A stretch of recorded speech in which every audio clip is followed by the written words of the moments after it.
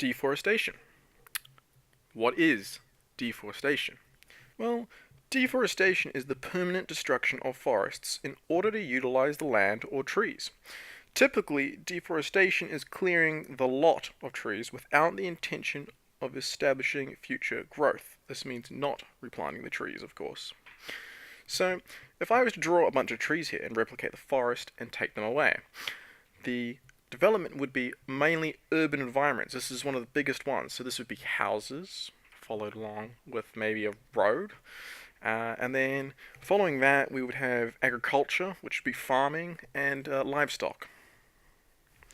Now, to better represent deforestation in a visual view, I've drawn two lungs here. They both represent 15% each of the forests that currently cover the world today, which is the equivalent of 30%. Now, it is estimated that in 100 years or 110 years, we will have no more forests that cover the earth. This will be due to deforestation. And when you look at it as I draw it up, it is quite the result. Now, you're probably wondering why you should care. Well, let's talk about the cycle of carbon. Now, the carbon cycle of trees is similar to how humans breathe. For humans, we have a set of lungs.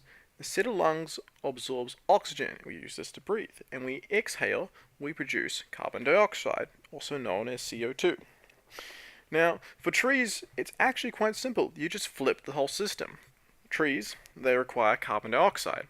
They breathe in the carbon dioxide and they breathe out oxygen. Now, for this to work, trees need water plus CO2 and, of course, sunlight for photosynthesis. Now, why does this matter? Well, greenhouse gases, of course. So when the sun is shining down, its powerful UV rays hit our Earth and reflect off.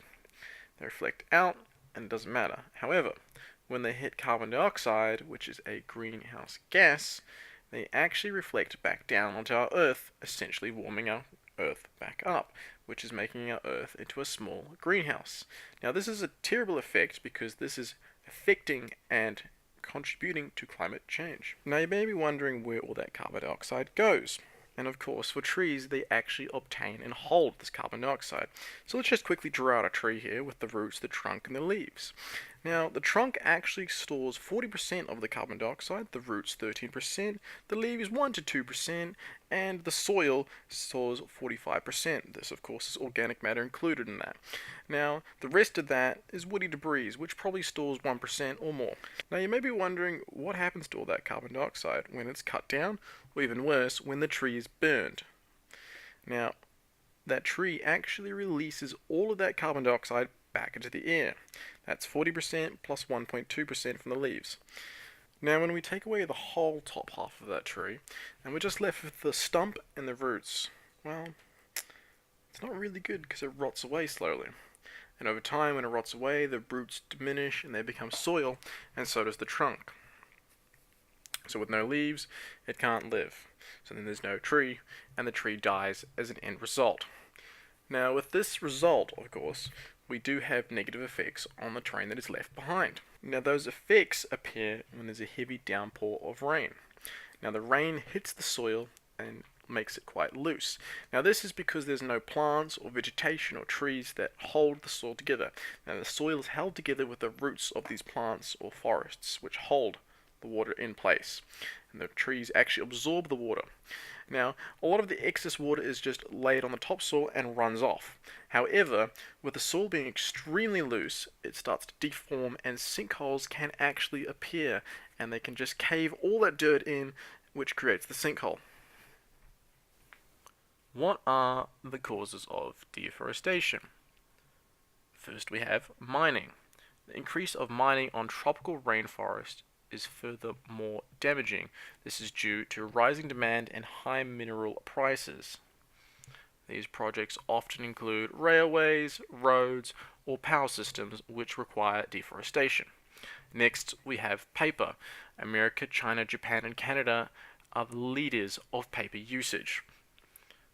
Next, we have overpopulation. Due to overpopulation, more land is needed to establish houses and more infrastructure as well as settlements. Next, we have logging. Logging is the requirement of taking wood for uses of paper making, matchstick making, furniture making, or making materials for houses through the use of wood. Next, we have climate change. Now, climate change is affecting forests differently. This is through natural disasters or through the change in temperatures for forests. Another cause of deforestation is livestock. This requires clearing out forests for livestock and grazing areas for the livestock. Lastly, of course, we have agriculture. This requires the clearing of land to create space for our plants and food-based growing. And lastly, of course, how can you help? Well, first off, recycling. That's cardboard, plastics, or any other recyclables. Next, educating others about deforestation or other problems. Next, green power. This could be solar power, wind power, or water power. And lastly, of course, grow a tree maybe. Grow a couple of plants. Help out with carbon dioxide. That's all, and thank you for watching and listening in with Deforestation.